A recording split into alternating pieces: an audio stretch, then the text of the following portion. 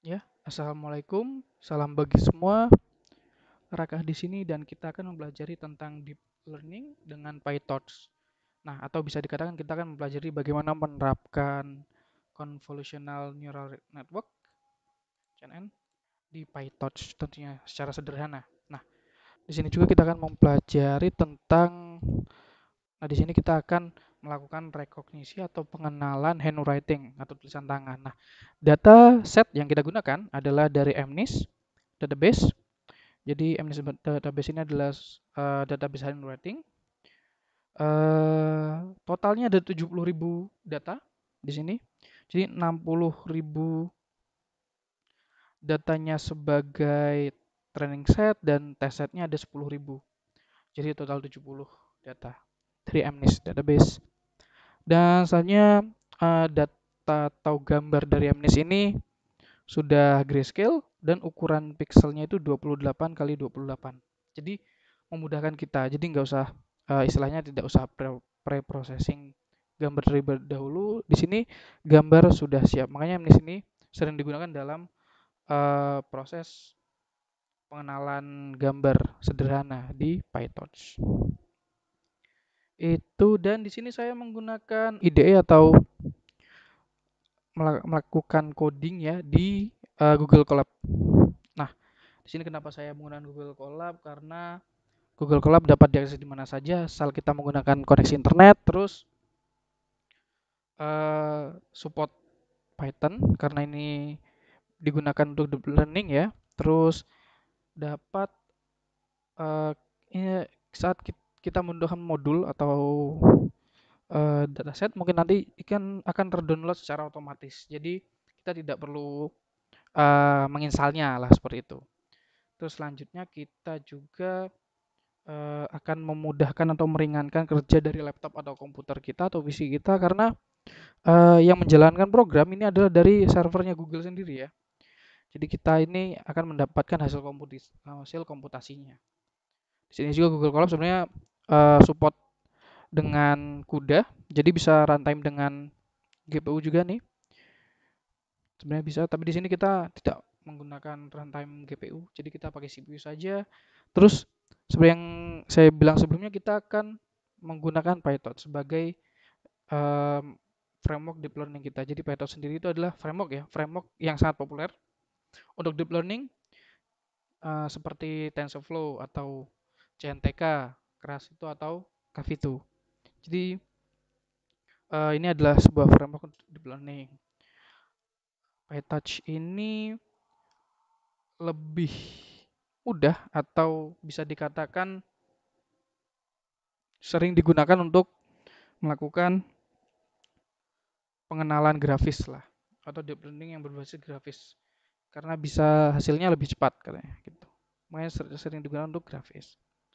Selanjutnya kita akan import dari PyTorch-nya sendiri. Untuk memanggil PyTorch kita import saja import torch di sini. Ini otomatis akan memanggil PyTorch mode framework PyTorch ya. Terus Vision nanti digunakan untuk memanggil data set MNIST-nya pakai Vision. Oke, selanjutnya kita akan mempersiapkan untuk manggil dataset kita. Ada beberapa hal yang harus kita siapkan. Yang pertama ini, langsung saja, ini adalah n epoch atau jumlah epoch. Ini variabel jumlah epoch. Jadi epoch itu adalah bagaimana kita berapa kali menentukan berapa kali kita akan mengulang training dari data ini. Contoh ya, misalnya gini. MNIST sendiri kan data training setnya ada 60.000.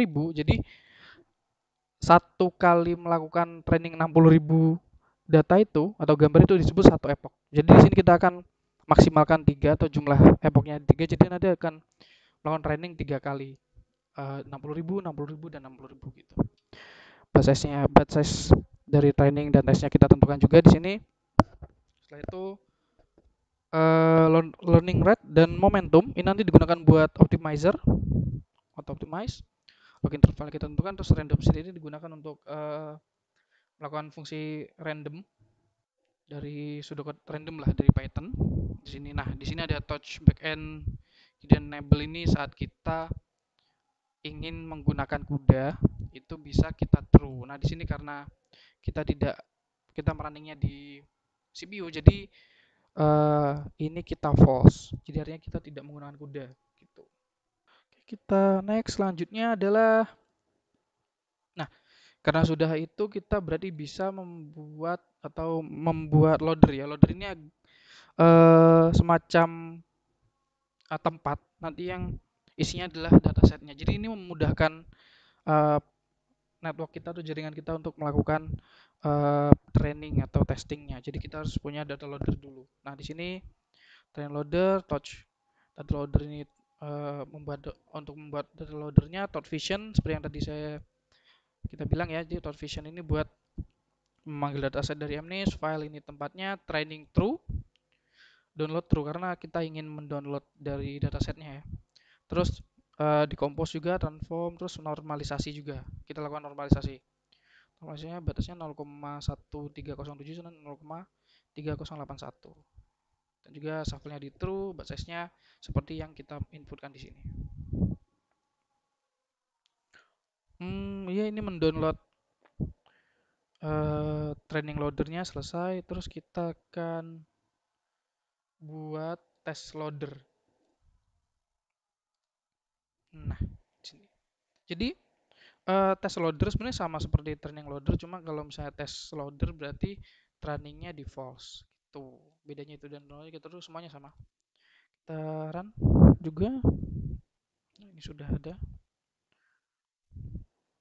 Terus selanjutnya kita akan coba mengecek apakah loader kita berfungsi, apa datasetnya sudah bisa kita gunakan. Di sini kita pakai example enumerate ini nanti mencacah atau mengambil satu persatu test loadernya, dimasukkan ke variable example, terus di example dipecah di sini, di example data sama example target. Kita coba lihat shape-nya dari example data apakah ada. Nah, kita lihat di sini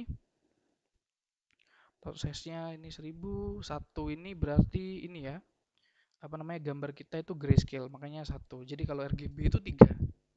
Kalau RGB 3, RGB 3. Kalau ini satu karena ini grayscale. Terus 28 kali 28 ini adalah pixelnya, ukuran pixelnya gitu. Oke, setelah kita ini berarti loadernya berfungsi ya karena sudah masuk di sini. Terus kita akan apa ya? Menampilkan isi dari loadernya mungkin ya, datasetnya, gambarnya.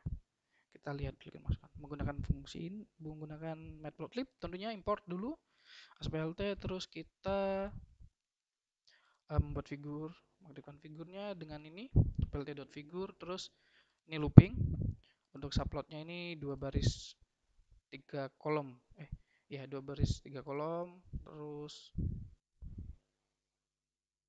ini untuk subplotnya ini, terus tag layoutnya ini pakai tag ya, tag layout apa aja, imshow. Nah, di sini kita akan menampilkan gambarnya plt imshow, example data, data KI dan indeks KI dan 0 ini kita tampilkan.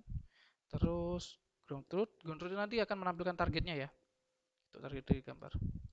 Bisa langsung kita run. Nah, ini hasilnya. Jadi ground truth-nya benar seperti ini gambarnya, berarti datasetnya bisa menampilkan gambar juga. Maksudnya bisa kita ambil gambarnya di situ sini. 567 ya, sudah benar.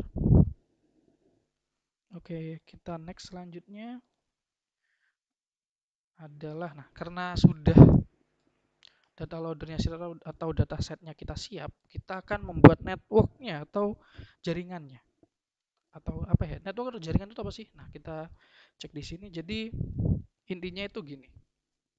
Gambar tadi atau dataset tadi itu akan berfungsi sebagai semacam inputan, jadi pixel 1, pixel dan sebagainya, jumlah pixelnya. Terus nah, di tengah ini akan dilewati oleh networknya. Di sini ada networknya. Terus hasil di sini ada hasil dari outputnya. Nah, kita akan membuat network yang di sini. Isinya adalah hidden layer, istilahnya seperti itu. Contoh saja, mungkin seperti ini. Nah, jadi kita membuat networknya. Terus caranya kita akan mengimport beberapa hal yang penting, ada touch NN, ada fungsional juga. Jadi touch NN ini mengandung parameter yang kita gunakan untuk pelatihan. Terus function ini ya fungsional ya, berarti untuk fungsi murni ya. Optim ini nanti buat optimizer. Terus kita lanjut ke bagian membuat dari networknya. Oke, untuk networknya kita bisa langsung di sini. Nah, untuk networknya kita buat kelas net ini namanya bebas sebenarnya, terserah kalian. Kelas net ini kita beri nama net. Modul ini adalah basic atau standarnya membuat kelas di Python, sama aja semuanya. Terus di sini kita lihat adalah layer-layernya atau istilahnya seperti itu. Jadi kita gunakan untuk jaringan kita, membangun jaringan ini, kita ini menggunakan dua lapisan di sini, dua lapisan konvensional dua dimensi. Jadi kita pakai yang CNN penerapannya pakai konvensional dua dimensi ini, terus juga dihubungkan dengan fully connected linear. Nah, ini. Jadi ada dua konvensional, ada juga linear. Nah, selain itu kita juga menggunakan dropout. Nah, dropout di sini. Kenapa sih kita pakai dropout ini agar tidak terjadi overfitting sih sebenarnya gunanya gitu.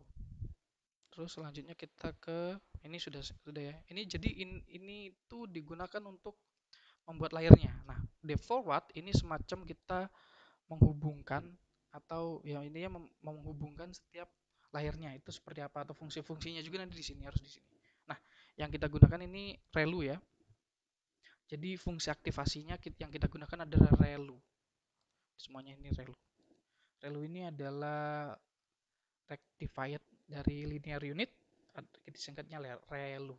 Nah, saya itu untuk itu juga kita pakai, jadi kita pakai relu. Gitu. Nah, di sini kita fungsinya adalah mencari max ball dari layar layar konvensional 1 sama layar konvensional 2 juga kita aktifkan dropout juga. Terus nah ini kan dari layar konvensional 1 dan 2 ini kan dua dimensi ya. Nah, di sini karena kita mau menghubungkannya dengan uh, fully connected linear atau layar linear, jadi harus di istilahnya sih datanya disejajarkan atau istilahnya diurutkan gitu loh. Jadi harus dengan menggunakan fungsi view ini ya seperti biasa yang digunakan relu ini, terus juga di dropout ya tadi, terus dihubungkan dengan layar linear yang kedua. Terus return-nya adalah fungsi dari log softmax ini. Terus selanjutnya kita buat juga objects atau instance object lah istilahnya. Itu dari kelas net. Ini kita jadi objeknya adalah network gitu.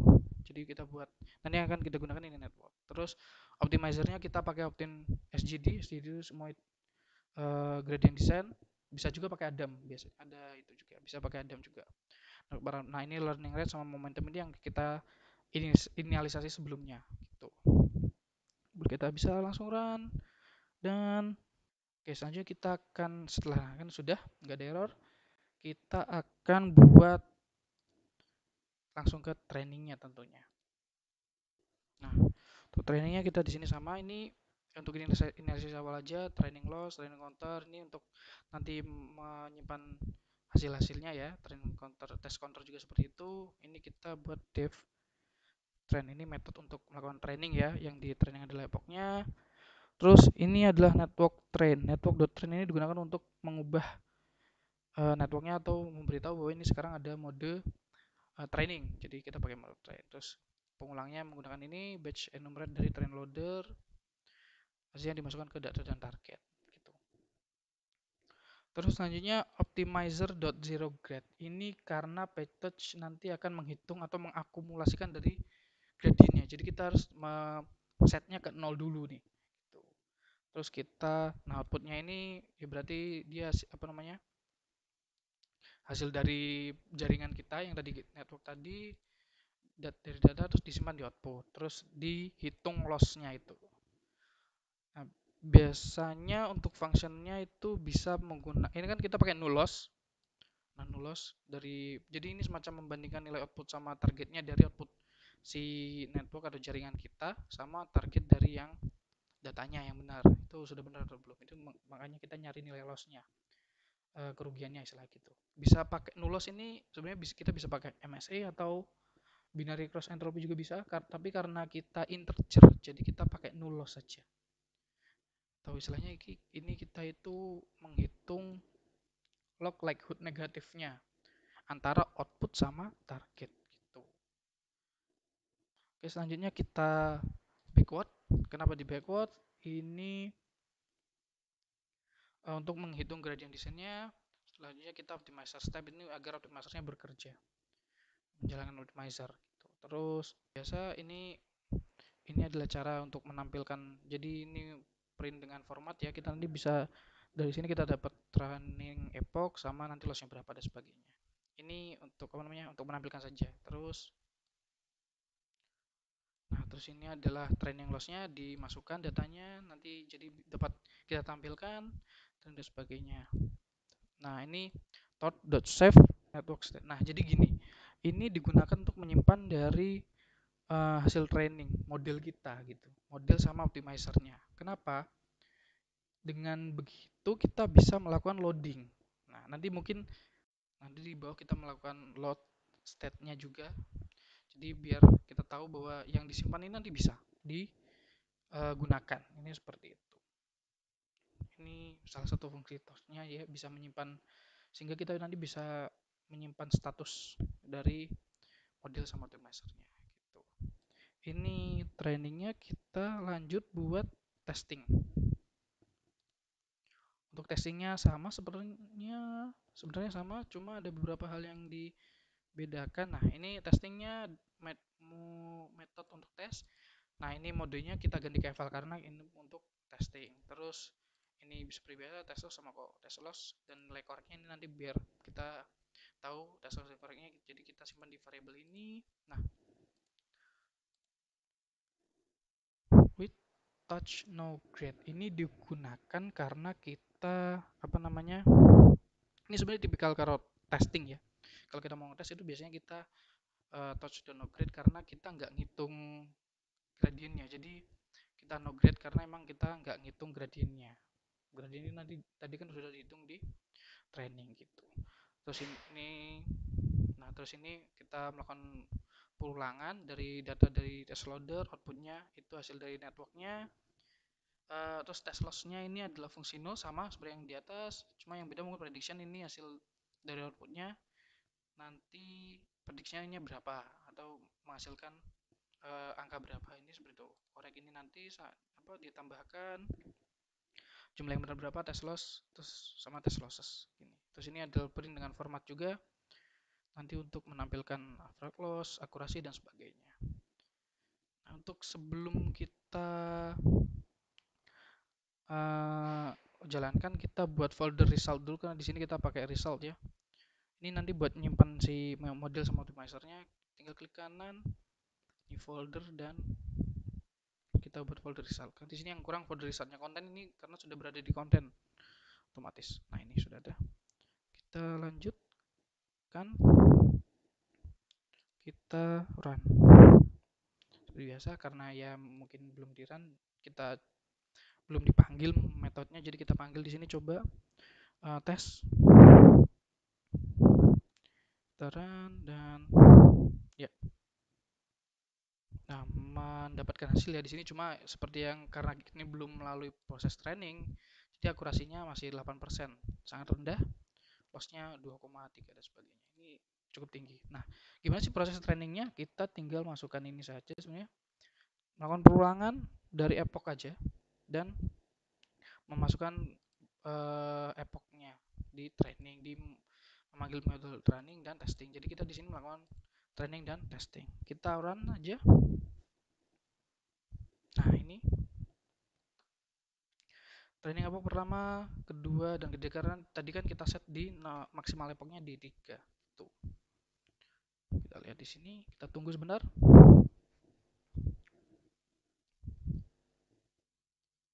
Ya, ini sudah masuk ke epoch kedua. Ini sudah 94% ya yang di epoch pertama.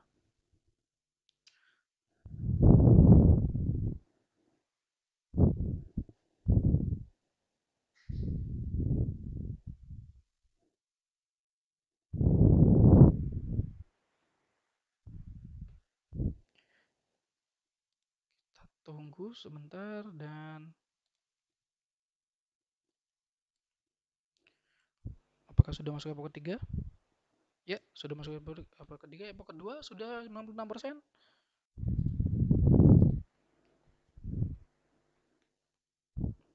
Nah, jadi mungkin dari sini kita bisa lihat sebenarnya jumlah training testnya. Jadi yang ini, contoh yang ini kan. Nah, jadi ini ada 60.000. 60.000 itu adalah jumlah dari training testnya. Itu. Ini sudah selesai. Nah, jadi 60.000 ini jumlah training setnya. Nah, 10.000 di sini adalah jumlah dari test setnya. Itu, jadi 10.000. Nah, di sini kita tahu bahwa average loss-nya 0,09. Akurasinya kita sebenarnya sudah sampai 97%. Itu bisa dikatakan baik. Terus kita akan melihat sebaran datanya. Jadi kita akan setelah ini kita akan membuat plotting kurvanya atau grafiknya ya. Dari training saya training ya. Jadi kita akan membuat plotting kurvanya dari trainingnya dan testingnya tentunya. Pakai ini aja figur dan sebagai plotnya ini. Jadi ada training counter sama training loss XY-nya, untuk scatternya juga test counter sama test losses. Ini beda warnanya, kalau ini biru, kalau training biru, kalau tes kita pakai merah. Ini sama. Ini biar kita tahu bagaimana bentuk sebaran dari datanya, data hasil trainingnya. Kita run saja. Nah, sini terlihat ya. Jadi 4 ini menunjukkan tadi berapa kali epoch. Jadi yang ini kan 1, 2, 3 kali epoch. Dan di sini adalah nilai bisa dikatakan trend loss-nya. Nah, trend loss dan test loss-nya, atau bisa dikatakan negatif log likelihood loss tadi yang kita bilang. Ini adalah jumlah atau banyaknya data yang sudah kita training. Sini ke kiri dan kanan. Di sini ada 4 titik ya test loss-nya, terus ya sama. Nah, setelah ini sebenarnya kita akan setelah ini kita akan coba visualisasi dari testingnya gitu. Jadi gimana kalau hasil trainingnya itu kita testing dengan gambar dan kita tahu bahwa gambarnya benar atau tidak gitu. Kita visualisasi testingnya dengan ini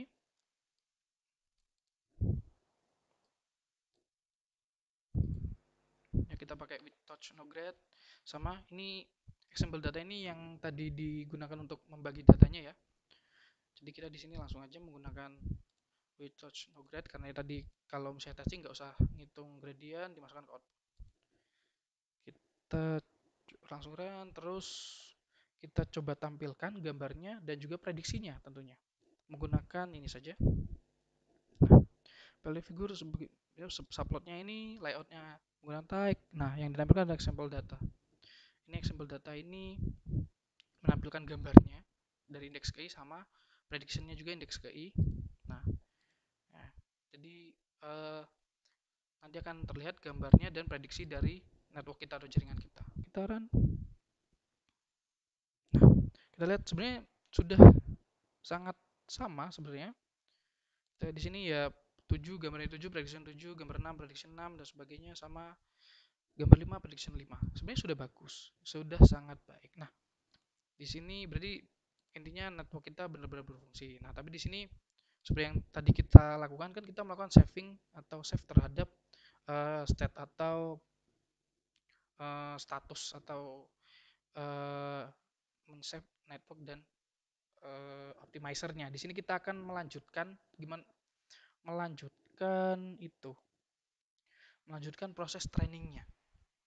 Jadi kita bisa sebenarnya melanjutkan proses trainingnya dari checkpoint yang sudah kita simpan sebelumnya. Itu semacam checkpoint. Jadi itu state itu semacam checkpoint tadi. Nah, di sini dengan ini. Jadi content network ini adalah instance object atau instance object dari kelas net. Kita beri nama continue network, terus continue optimizer juga sama, karena tadi sebenarnya kita pakai SGD juga. Terus network state dict. Nah, ini kita melakukan load terhadap ini model tadi. Ada model PDA sama meload di optimizer. Optimizernya kita load, networknya kita load, terus disimpan di load di continue network dan continue dari optimizer. Kita run. Terus, nah kita berarti tinggal melakukan testing. Jadi di sini apakah benar kita dapat melakukan testingnya? Melanjutkan testing, kita di sini selanjutnya kita buat sini for in range 4 sampai 9. Jadi nanti mungkin akan melakukan training 4, 5, 6, 7, 8. Jadi ada beberapa kali itu. Terus caranya test counter ini kita manual harus memberikan test counter agar tahu jadi berapa jumlah yang sudah kita tes atau kita lakukan testing. Kita coba run di sini. Mungkin agak lama ya. Ya, di sini. Jadi memang untuk proses training dari ini sangat bergantung dari jumlah epoch, dari jumlah data setnya juga. Jadi di sini kan dataset dari MNIST ini sendiri 70.000 dan sebagainya. Terus kita sebenarnya epochnya bisa dikatakan masih kecil, bisa kita lakukan epoch yang lebih banyak lagi, tapi ya membutuhkan waktu yang lebih lama juga gitu. Makanya proses runtime-nya atau waktu untuk melakukan trainingnya ini tergantung pada epoch, tentunya berapa jumlah epoch yang kita gunakan dan juga jumlah dataset yang kita gunakan juga. Tapi juga ada yang berpengaruh yaitu jumlah layer atau hidden layer yang kita pakai. Juga itu berpengaruh. Semakin banyak ya semakin lama juga kita melakukan proses training. Nah, sebenarnya terlihat ini trainingnya berlanjut ya sebenarnya dari tadi epoch keempat, kelima, ini melanjut ke 6, mungkin nanti sampai 8. Sebenarnya dari epoch ke-6 kita ini ke-6 saja kita sudah melihat peningkatan akurasi 98% dari network kita. Ini network epoch ke-7.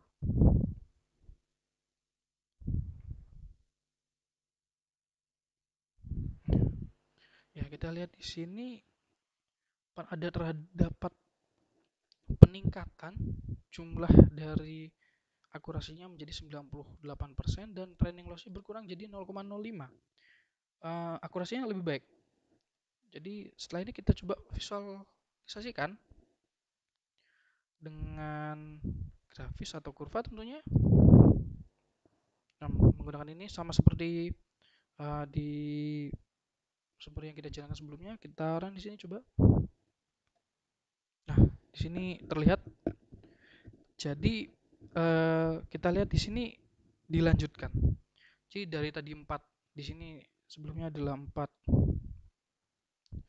titik dari test loss, kita melanjutkannya sampai 8. Nah, di sini ya, di sini. Nah, di sini mungkin di sini terlihat ya bahwa kurvanya semakin panjang. Nah, sebenarnya dari gambar ini kita dapat menyimpulkan yang pertama bahwa di sini berarti kita dapat melanjutkan proses training dari checkpoint. Mungkin tadi kita save dan kita load state-nya. Terus juga dari sini gambar kita lihat tidak menemukan overfitting sebenarnya karena kita tadi ya menggunakan dropout ya. Jadi uh, uh, network kita atau jaringan yang kita bangun terhindar dari overfitting. Nah, dan juga tentu saja untuk 98% akurasinya itu sangat baik. Ya, itu sekian yang bisa saya sampaikan. Bila ada kesalahan dalam saya menyampaikan, saya mohon maaf. Terus belajar ya tentunya. Terima kasih. Wassalamualaikum warahmatullahi wabarakatuh.